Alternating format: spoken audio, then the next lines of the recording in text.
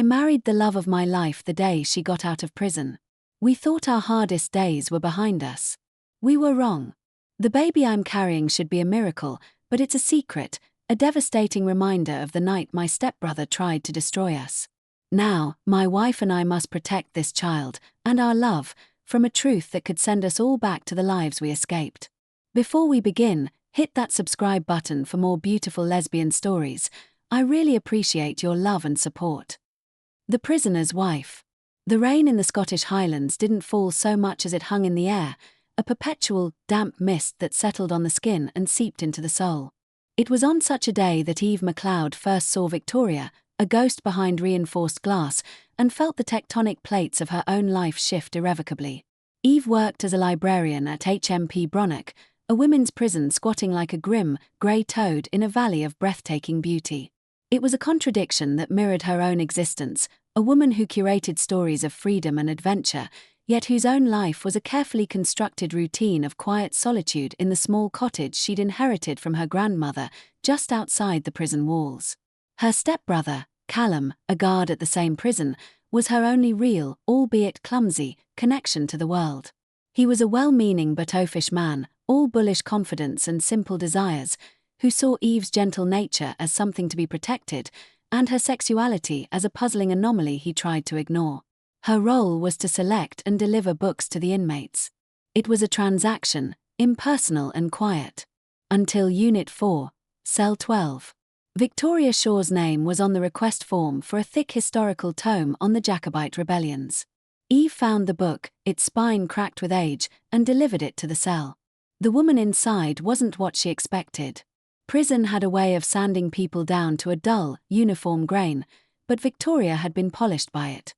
She was tall, with a lean, athletic frame that her shapeless prison sweats couldn't fully conceal. Her hair was the color of winter fire, a deep auburn chopped short in a practical, yet strikingly elegant, style. But it was her eyes that undid Eve completely. A fierce, intelligent grey, the color of the sea before a storm, they held a history of pain and a defiance that was utterly captivating. "The book," Eve said, her voice barely a whisper as she slid it through the hatch. Victoria's fingers, long and surprisingly elegant, brushed against Eve's as she took it. A current, sharp and electric, jolted up Eve's arm. Their eyes locked. Victoria's gaze didn't flicker away in shame or aggression, as most inmates did. It held Eve's, curious and assessing. "Thank you," Victoria said, her voice a low, melodic Scots brogue that seemed to weave its way around the words. "It's for my degree. Or what's left of it." Eve learned, through stuttered conversations during subsequent book deliveries, that Victoria was serving a 5-year sentence for a white-collar crime, embezzlement from the powerful investment firm in Edinburgh where she'd been a rising star. She'd taken the fall for a superior, a man she'd loved, who had promised her the world and then handed her a prison sentence instead. She spoke of it not with self-pity, but with a cold, analytical anger that Eve found mesmerizing. Eve, in turn, began to share pieces of herself. She brought Victoria poetry collections by Jackie Kay and novels by Sarah Waters, their pages becoming a secret meeting ground. They talked of the heather on the moors, the taste of single malt whiskey, the ache of loneliness that existed both inside and outside the prison walls. Their connection grew in the liminal space of the cell hatch, a fragile thing built on whispered words and the silent language of longing glances. One afternoon, as autumn began to bite at the air, Eve brought her a collection of Elizabeth Bishop poems. Victoria's hand lingered on Eve's longer than necessary.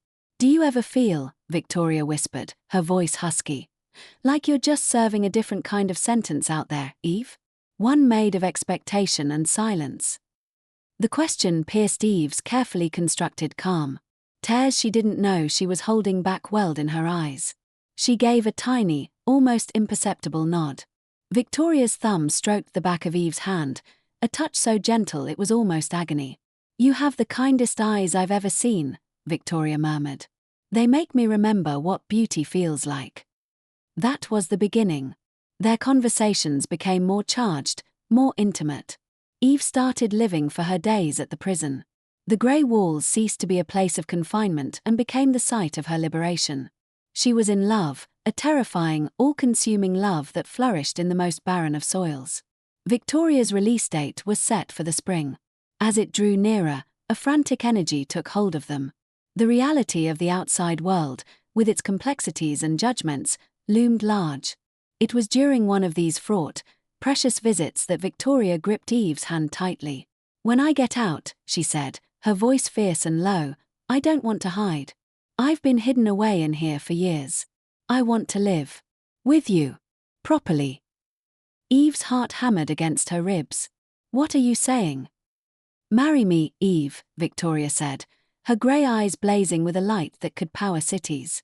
"I know it's mad. I know I have nothing to offer you but a criminal record and a broken past. But I have never been more certain of anything in my life. Let's have a hand fasting. Just us. Our own vows. Our own law." The word yes was on Eve's lips before her brain could engage. It was a madness, a beautiful, terrifying madness. They planned it for the day after Victoria's release, on the cliffs overlooking the North Sea, a place Eve had often described to her. The day Victoria walked free, Eve was waiting by the gates, her hands trembling. Victoria emerged, squinting in the pale sunlight, wearing the clothes she'd been arrested in 3 years prior, now hanging loosely on her frame. She looked vulnerable, smaller somehow without the prison's grim backdrop. But when she saw Eve, her smile was the sun breaking through storm clouds. They drove to Eve's cottage in a breathless silence, hands clasped so tightly their knuckles were white.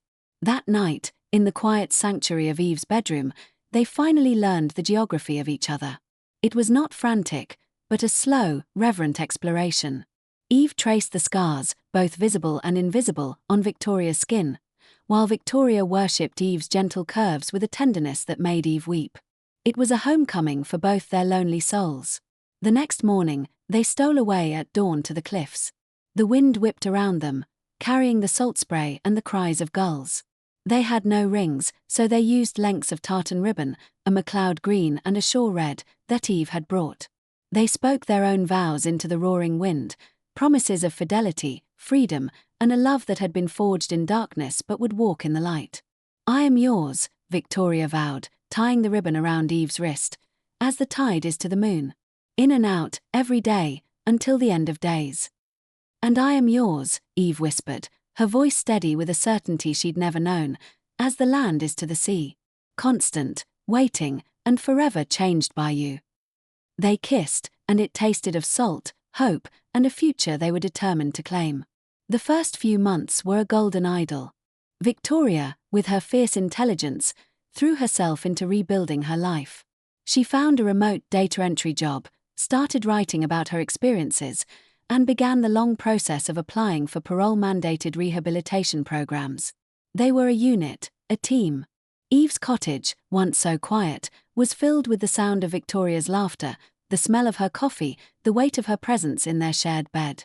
Callum was a problem they managed. He was suspicious of Victoria, his guard's instincts seeing only the ex-con, not the woman. He'd drop by unannounced, his eyes scanning their home for signs of trouble, his comments laced with a clumsy, protective condescension that set Victoria's teeth on edge. "You sure about all this, Eve?" he'd ask in the kitchen, while Victoria was in the garden. "She's sharp. Worldly. Not really our sort."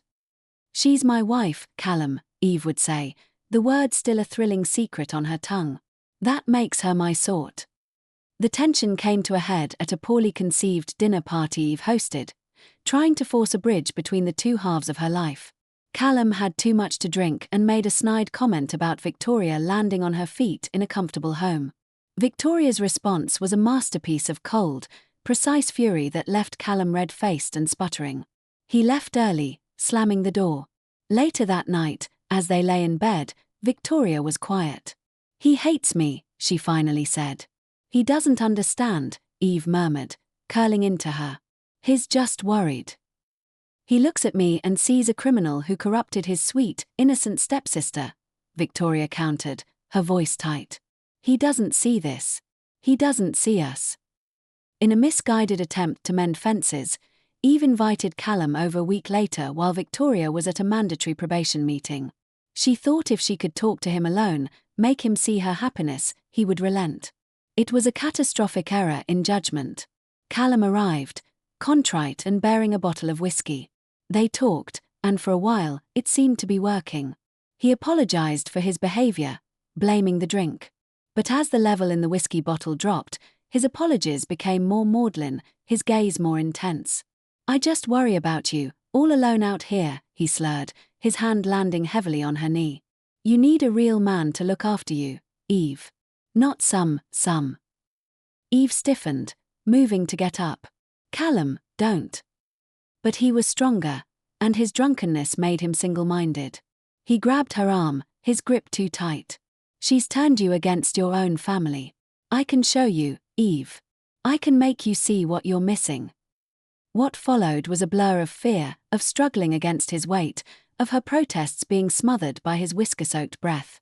It was a violent, ugly violation that stole the safety from her own home. Afterward, he left, shamefaced and panicked, muttering apologies that meant nothing. When Victoria returned, she found Eve curled on the bathroom floor, weeping, her clothes torn. The storm in Victoria's eyes turned hurricane force. She wanted to call the police, to hunt him down, to tear him apart with her bare hands. But Eve, shattered and terrified, begged her not to. "He's a guard, Vicky. They'll never believe me over him. They'll say I provoked him, they'll look into us. They'll find out about our hand fasting. They could send you back." The system that had held Victoria captive now held Eve hostage with fear. Victoria held her through the night, her body trembling with a rage she could not act upon, her heart breaking for the pain of the woman she loved. The following weeks were a nightmare. Eve jumped at shadows, couldn't bear to be touched. The cottage, their sanctuary, felt polluted. Victoria's love became a fierce, protective shield. She slept on a chair outside their bedroom door because Eve couldn't bear to have anyone behind her while she slept. It was a month later that Victoria noticed the change. Eve was sick in the mornings, exhausted, her emotions a raw, unpredictable wire. They both dismissed it as stress, as trauma. But when her period was weeks late, a cold dread began to coil in Victoria's stomach. A drugstore pregnancy test, hidden in a brown paper bag, confirmed their worst nightmare. 2 blue lines. The result of that horrific night. Eve stared at the stick as if it were a venomous snake. She retched, sobs tearing from her throat, great, heaving waves of despair. This couldn't be happening. This was his ultimate violation, a permanent mark, a parasite of his hatred growing inside her. "I can't," she choked out, collapsing into Victoria's arms. "I can't have it. I won't." Victoria held her, her own mind reeling. The thought of Eve carrying that man's child was a physical pain. But as she felt Eve's frantic heart beating against her own, a terrifying, impossible thought began to form. This wasn't just his. It was Eve's. A part of the woman she loved more than life itself. "Wait," Victoria whispered, her voice rough with tears. She cupped Eve's face, forcing her to meet her gaze. "Just wait." "How can you say that?" Eve cried. "After what he did. This is a monster's child." "It's your child," Victoria said, the words feeling both alien and true. "Look at me, Eve. I love you. Every part of you. And this is a part of you now. I know how it was made. The thought makes me want to burn the world down. But it's you. And I will not, let him take anything more from us." It was the most difficult, complex decision of their lives. For weeks, they lived in a state of suspended agony. Eve was torn between her visceral revulsion and a strange, reluctant pull towards the life inside her. A life that was, despite its origins, a part of her body. Victoria wrestled with a jealousy and anger so profound it scared her, but it was always eclipsed by her love for Eve. One evening, Eve placed Victoria's hand on her still flat stomach. Her eyes were full of tears. "I'm so scared, Vicky." Victoria leaned forward, pressing her forehead against Eve's. "So am I," she admitted. "But we'll be scared together. We'll do this together. You, me, and this little unexpected Scottish warrior. We'll protect them. We'll love them. And we'll show them what real family looks like. A family built on choice, not blood." The pregnancy became their secret battle. They told Callum nothing. When he called, his voice thick with shame and fear, asking if she was okay. Eve simply told him she never wanted to see or speak to him again. Victoria's presence on the phone was a silent, deadly threat that ensured his compliance. The outside world saw a woman helping her friend through a difficult time. They saw Victoria, the ex-con, being a pillar of support for the fragile, pregnant Eve. They didn't see the truth. They didn't see the nights Victoria spent reading poetry to Eve's growing belly, her voice softening as she spoke of bravery and love. They didn't see Eve's tears of confusion slowly turning to tears of awe as she felt the first flutters of movement, a life asserting itself, separate from the violence of its conception. Their love was tested in the fire of this trauma, and it emerged not broken, but reforged into something even stronger, more profound, and fiercely protective. Victoria loved the child because it was Eve's. And Eve, slowly, began to love the child because it was becoming hers, and hers alone. The birth was long and difficult. Victoria never left her side, wiping her brow, holding her hand, her own face pale with effort and fear. When the baby finally arrived, a squalling, red-faced girl with a shock of dark hair, the midwife placed her on Eve's chest. Eve looked down, exhausted, her body and soul stretched to their limit. She saw her daughter's eyes, a familiar, fierce grey, and her heart stopped. They were Victoria's eyes.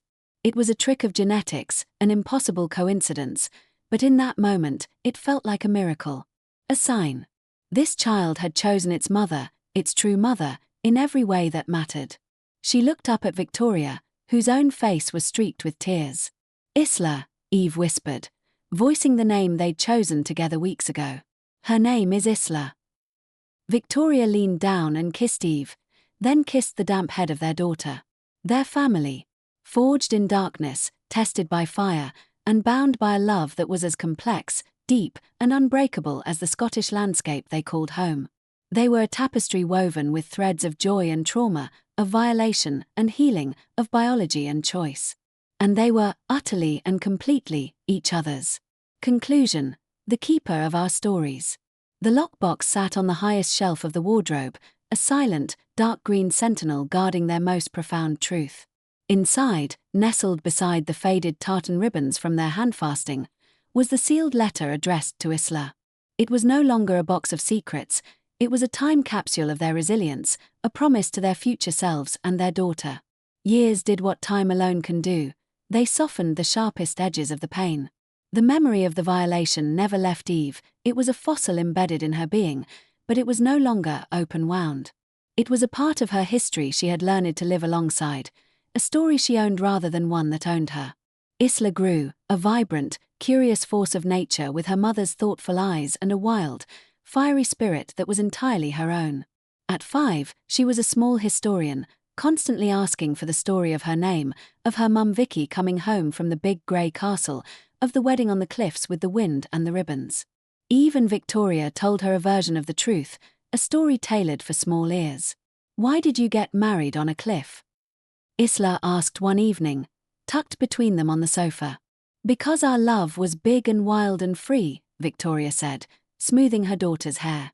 "And we wanted the whole world, the sea and the sky and the earth, to be our witnesses. And the ribbons. To tie our hearts together," Eve said, kissing the top of her head. "So they could never, ever be pulled apart." It was all true. It was their truth. The other, more complicated chapters were for later. The green box waited. Their life settled into a rhythm that was ordinary in its beauty. Victoria's writing, once a tool for her own survival, found a small audience. She wrote essays under a pen name about redemption, about love after trauma, about the meaning of family.